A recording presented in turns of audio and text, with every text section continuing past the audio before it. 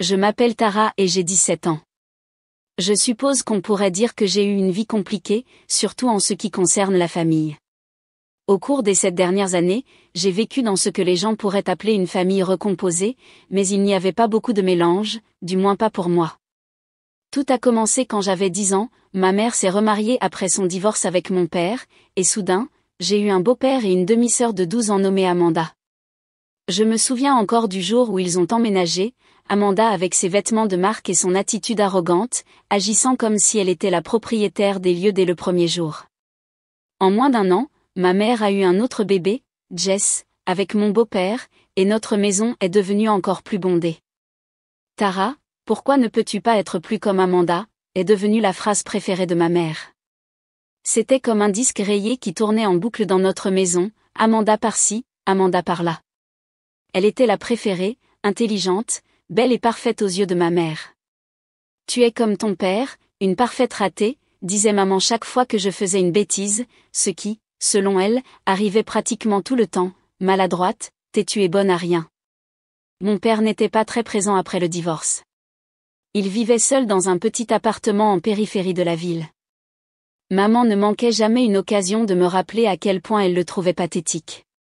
Ton père ne peut pas garder un travail plus d'1 mois parce qu'il a une attitude épouvantable, disait-elle pendant le dîner, généralement après que j'ai demandé si je pouvais lui rendre visite le week-end. Toujours à se disputer avec ses patrons, toujours renvoyé. C'est pour ça qu'il peut à peine payer la pension alimentaire. Je restais là, à pousser la nourriture dans mon assiette, essayant de ne pas pleurer tandis qu'Amanda souriait d'un air suffisant de l'autre côté de la table. Les disputes entre Amanda et moi étaient constantes. Elle prenait mes affaires sans demander, sabotait mes devoirs ou racontait des mensonges sur moi à ses amis à l'école. Quand je me plaignais à maman, elle prenait toujours le parti d'Amanda. Arrête d'être si dramatique, Tara, lançait-elle. Si tu n'aimes pas vivre avec nous, tu peux toujours aller vivre avec ton père dans cette niche crasseuse qu'il appelle un appartement. La menace planait constamment au-dessus de ma tête. Maman savait que j'aimais mon père, mais sa maison était exiguë, juste 2 petites pièces avec une cuisine et une salle de bain. Il n'y avait vraiment pas de place pour moi là-bas. Malgré tout ce qui se passait à la maison, j'avais un refuge sûr, la maison de ma grand-mère. Ma grand-mère était la mère de ma mère, mais elle n'a jamais fait de favoritisme.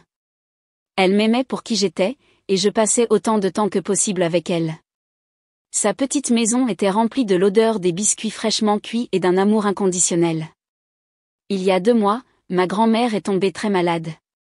Maman a commencé à s'occuper d'elle, et j'aidais dès que je le pouvais.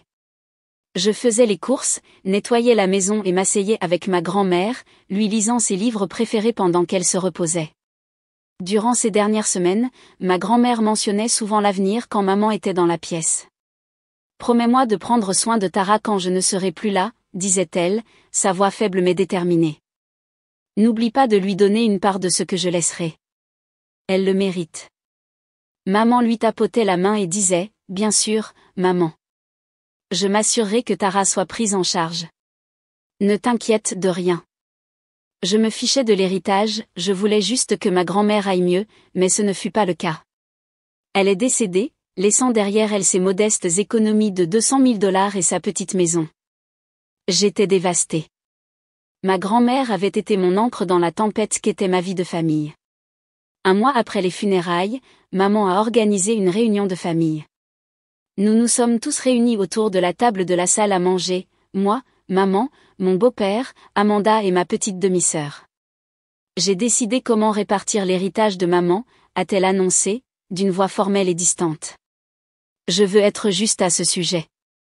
J'ai repris espoir, pensant que peut-être maman allait enfin me reconnaître d'une manière ou d'une autre, peut-être se souviendrait-elle des souhaits de ma grand-mère.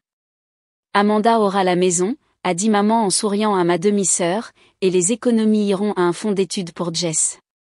La pièce est devenue silencieuse. J'ai attendu qu'elle continue, qu'elle mentionne mon nom. Comme elle ne le faisait pas, j'ai trouvé ma voix. Et moi, ai-je demandé doucement. Grand-mère voulait que j'aie quelque chose aussi. Le visage de ma mère s'est durci. Toi, avec ton comportement épouvantable, tu ne mérites rien. Ces mots m'ont transpercé comme un couteau.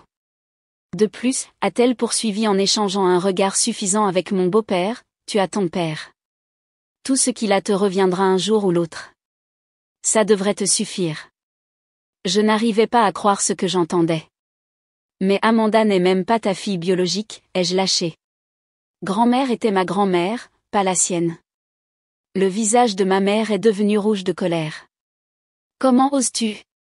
Je considère Amanda comme ma propre fille. Elle me traite avec respect, contrairement à toi. Elle mérite cette maison bien plus que tu ne pourrais jamais la mériter. Ce soir-là, j'ai pleuré jusqu'à m'endormir. Le lendemain matin, j'ai fait mes valises et j'ai appelé mon père.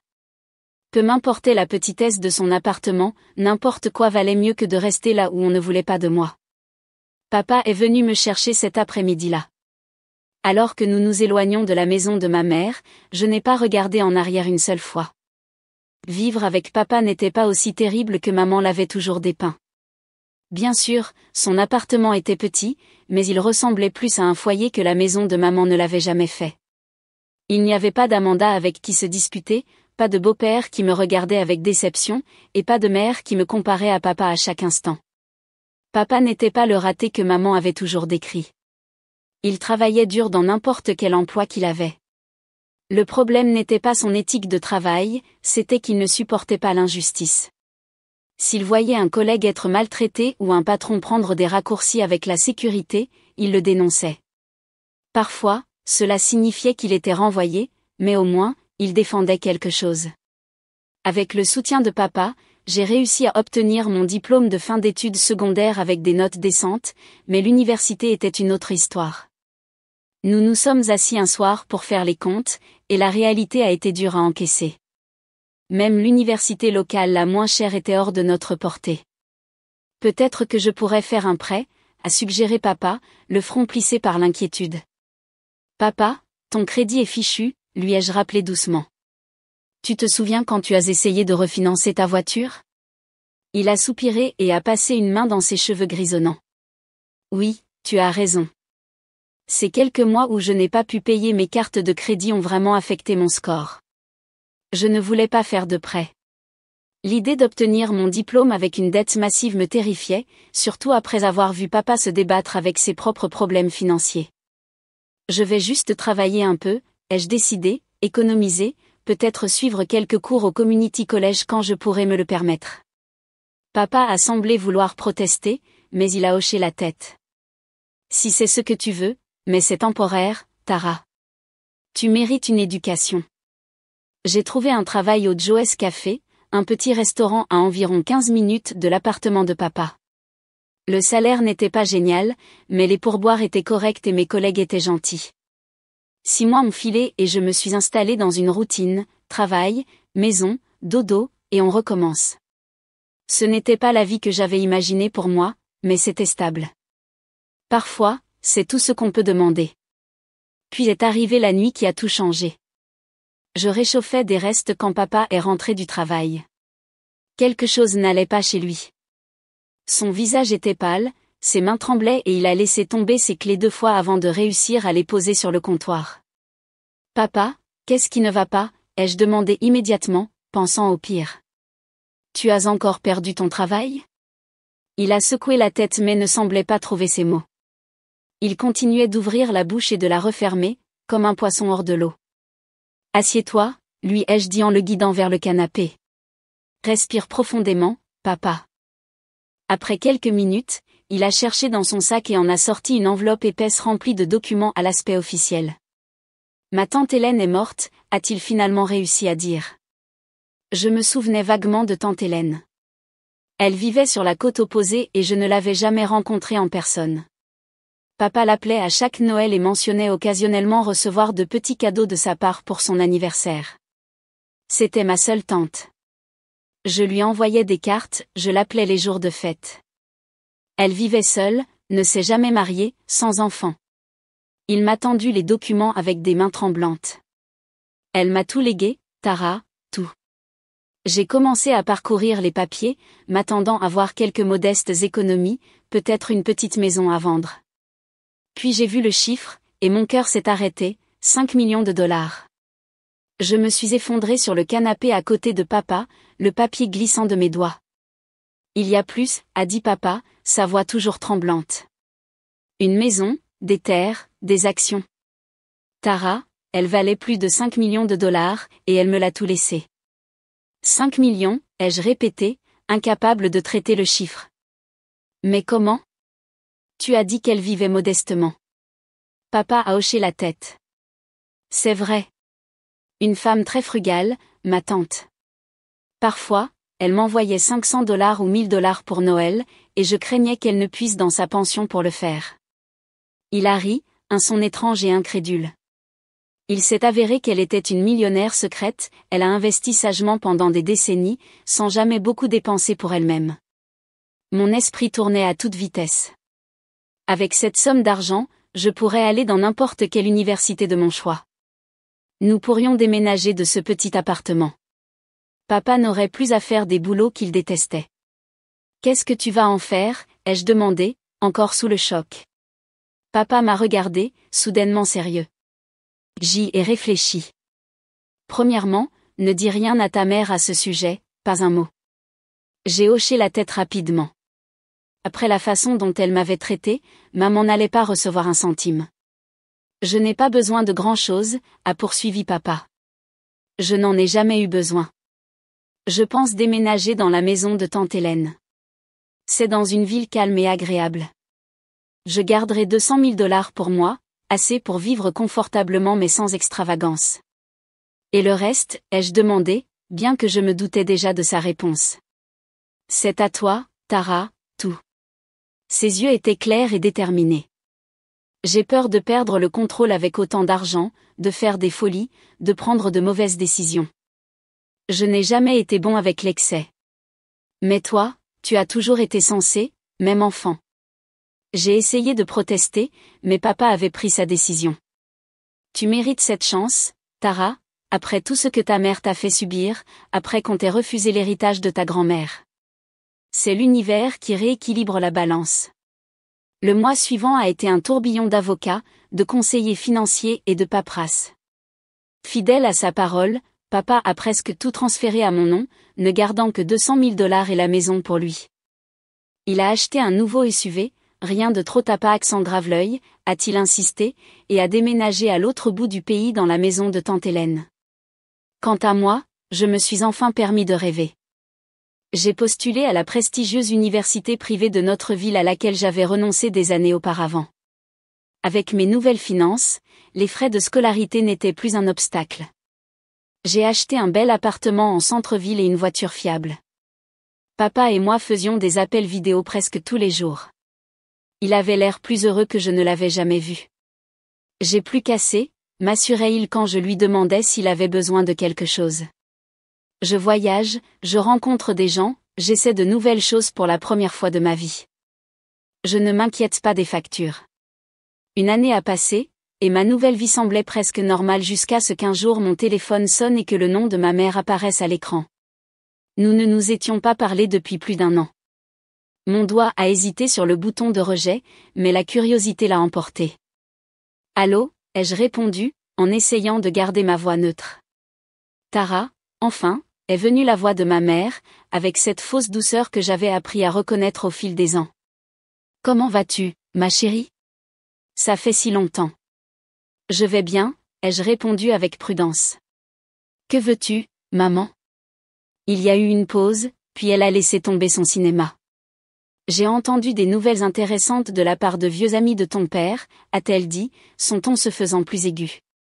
Apparemment, il a reçu un héritage assez conséquent, 5 millions de dollars, m'a-t-on dit. J'ai eu l'estomac noué.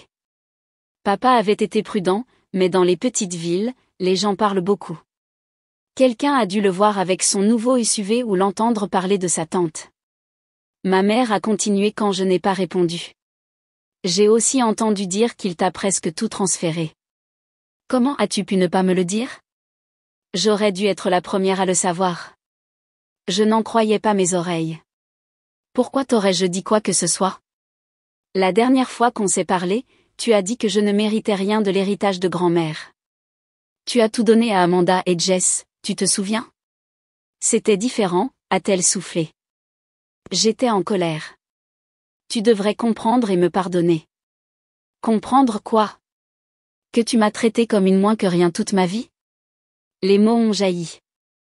Que tu as toujours favorisé Amanda par rapport à moi, que tu as menacé de me mettre à la porte chaque fois que je me défendais. Tu es dramatique, a-t-elle dit avec dédain. Écoute, Tara, nous sommes une famille, et en ce moment notre famille traverse des difficultés financières.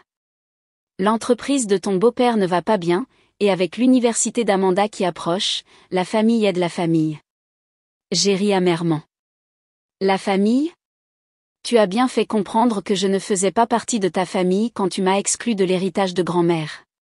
Tu te souviens de ce que tu m'as dit? Que tout ce que j'obtiendrais viendrait de papa? Il y a eu une pause au bout du fil. Eh bien, ai-je continué, tu avais raison. Tout ce que j'ai vient de papa, et je ne te dois pas un centime. Je vais dire à tout le monde quelle personne égoïste tu es devenue, a-t-elle menacé. Tous nos parents sauront comment tu refuses d'aider ta propre mère. Vas-y, ai-je répondu, surprise de mon propre calme. Je me fiche de ce que toi ou qui que ce soit d'autre pense. J'ai mis fin à l'appel et j'ai bloqué son numéro. Mes mains tremblaient, mais je me sentais étrangement libérée. Pour la première fois, j'avais tenu tête à ma mère sans craindre les conséquences. J'ai appelé papa ce soir-là et je lui ai raconté ce qui s'était passé. Je craignais cela, a-t-il soupiré. Ta mère a toujours eu le nez pour l'argent. Je suis désolée qu'elle t'importune. Ce n'est pas ta faute, l'ai-je rassuré. Je m'en suis occupée. Mais un mois plus tard, ma mère a trouvé le moyen de me contacter à nouveau via un téléphone jetable que je n'ai pas reconnu. Tara, c'est ta dernière chance, a-t-elle dit quand j'ai répondu. Je vais te poursuivre en justice si tu ne me donnes pas 2 millions de dollars volontairement. J'ai failli m'étouffer. 2 millions? Tu es folle? Je le mérite, a-t-elle insisté. As-tu la moindre idée de l'argent que j'ai dépensé pour t'élever pendant 17 ans? Te nourrir, t'habiller, te mettre un toit sur la tête?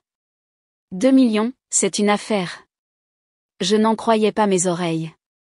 Si tu avais dépensé autant pour moi, j'aurais mangé dans des assiettes en or depuis ma naissance, ai-je rétorqué. La vérité, c'est que tu n'as presque rien dépensé pour moi après avoir épousé mon beau-père. Tu as gardé tout ton argent pour tes précieuses Amanda et Jess. Tu es allé trop loin maintenant, a-t-elle sifflé. Attends-toi à recevoir des nouvelles de mon avocat. Fidèle à sa parole, une lettre d'un avocat est arrivée 3 jours plus tard.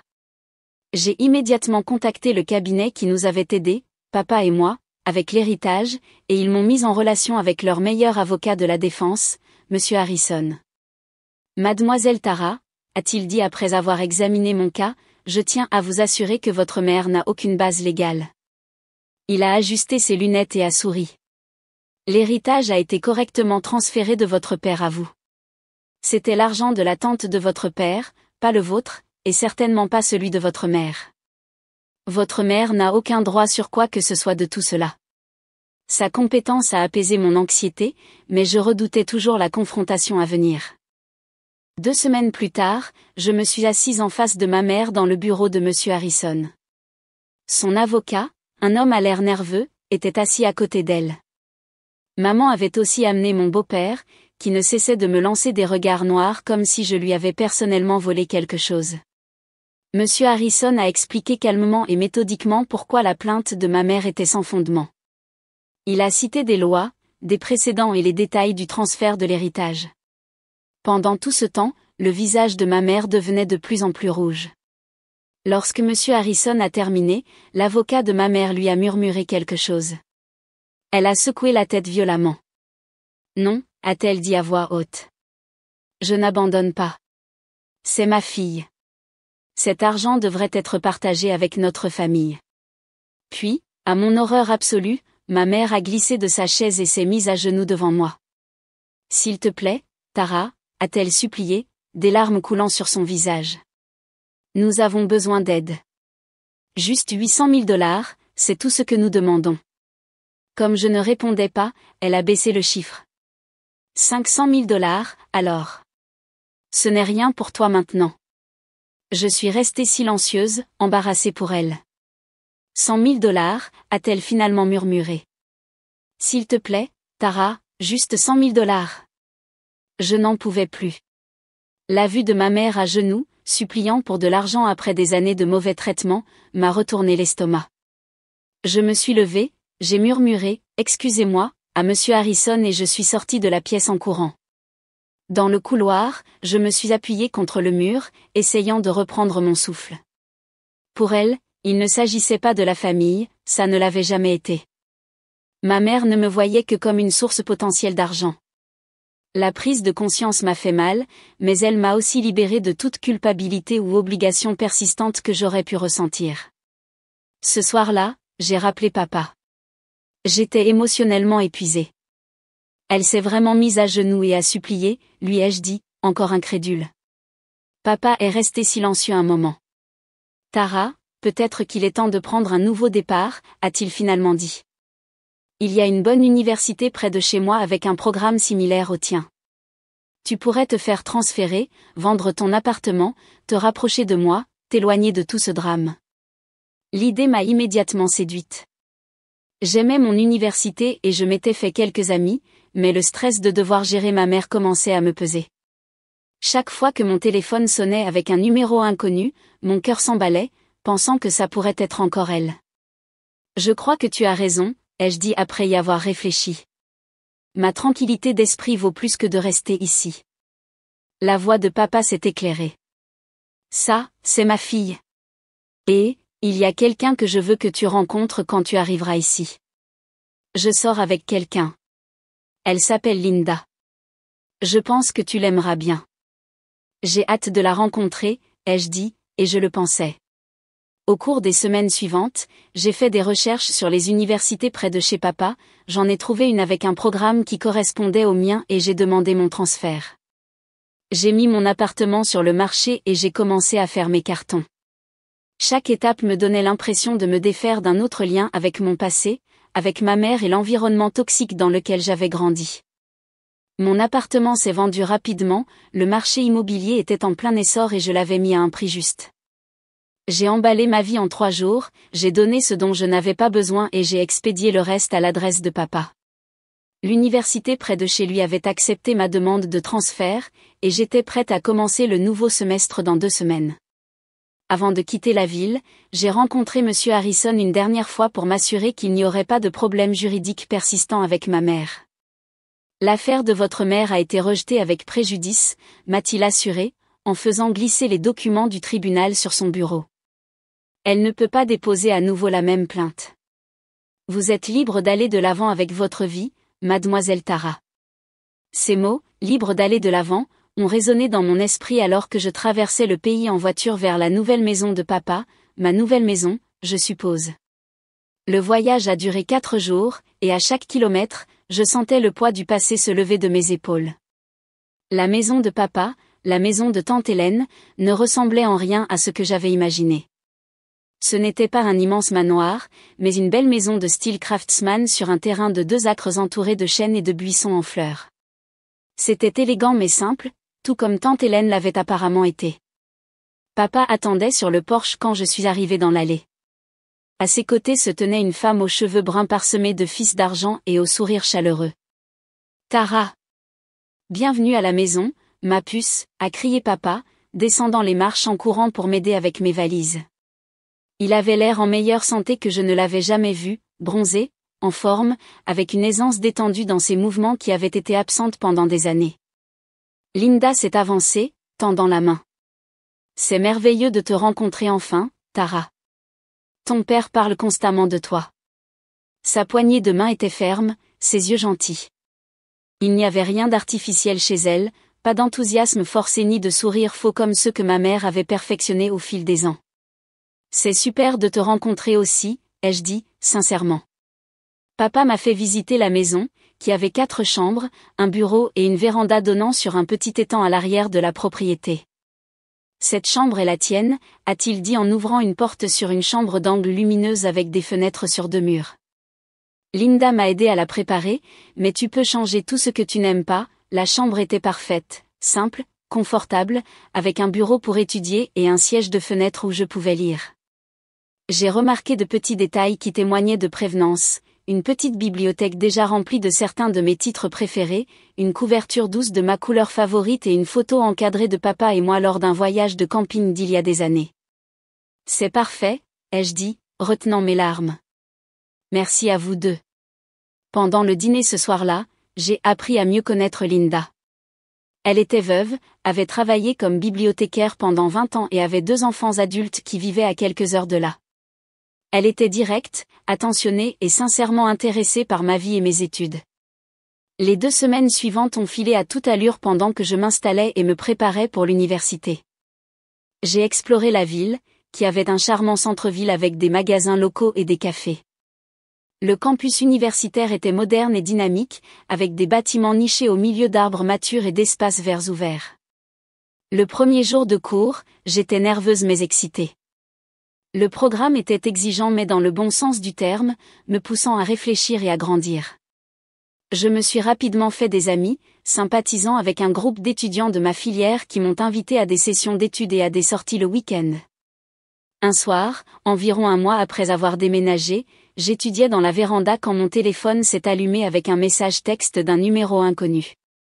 Mon cœur s'est serré quand j'ai vu que c'était d'Amanda. J'ai entendu que tu avais déménagé. Maman est dans un état lamentable depuis que tu as refusé de nous aider. J'espère que tu es heureuse avec ton argent sale. J'ai fixé le message, ressentant un mélange familier de culpabilité et de colère dans mon estomac. Puis j'ai pris une profonde inspiration et je l'ai supprimé sans répondre. Amanda, comme ma mère, avait fait son choix il y a des années. Elles avaient décidé que je n'étais pas de la famille quand ça les arrangeait. Je ne leur devais rien maintenant. Plus tard dans la soirée, j'ai parlé du message à papa. Ils continueront d'essayer pendant un moment, a-t-il dit avec un soupir. Ta mère n'a jamais pu accepter quand quelque chose n'était pas à elle pour le contrôler ou le posséder. Je suis désolée de ne pas avoir pu te protéger de ça pendant que tu grandissais. Tu as fait de ton mieux, l'ai-je rassuré, et regarde où nous en sommes maintenant. Il a souri. Oui, regarde-nous maintenant. Au cours des mois suivants, la vie a pris un rythme agréable. J'excellais dans mes cours, je me suis fait de vrais amis qui m'appréciaient pour qui j'étais, pas pour ce que j'avais. Papa et Linda se sont mariés lors d'une cérémonie simple dans le jardin avec seulement quelques amis proches présents. J'étais la témoin de papa, debout à ses côtés pendant qu'il prononçait ses vœux. Tu es d'accord avec tout ça, m'a demandé papa à la réception, en désignant la petite assemblée. Plus que d'accord, lui ai-je dit honnêtement. Linda te rend heureux, c'est tout ce qui compte. Et toi, a-t-il demandé. Es-tu heureuse, Tara? J'ai réfléchi à la question, j'y ai vraiment réfléchi. Il y a 1 an et demi, je travaillais dans un café, vivant dans un petit appartement avec papa, pensant que mon avenir était limité par les finances et les circonstances. Maintenant, j'étais dans une excellente université, financièrement en sécurité, avec un père qui m'aimait et une belle-mère qui me respectait. Mais plus que les changements extérieurs, j'ai changé à l'intérieur. Je n'étais plus définie par les critiques de ma mère ou la cruauté d'Amanda. Je ne me sentais plus responsable d'essayer de gagner un amour qui ne m'était pas donné librement. Oui, papa, ai-je dit en regardant Linda discuter avec des amis près de l'étang. Je suis très heureuse. Je pense encore à ma mère et à sa famille parfois. Je me demande comment Amanda s'en sort à l'université, si ma petite demi-sœur grandit avec les mêmes pressions que celles que j'ai subies. Mais je ne prends pas contact, et eux non plus, à l'exception d'un message texte manipulateur occasionnel que je supprime sans répondre. Ce chapitre de ma vie est clos. L'avenir s'étend devant moi, rempli de possibilités que je suis enfin libre d'explorer, non pas à cause de l'argent, bien que cela aide certainement, mais parce que j'ai trouvé ma propre valeur, au-delà de ce que les autres pensent de moi.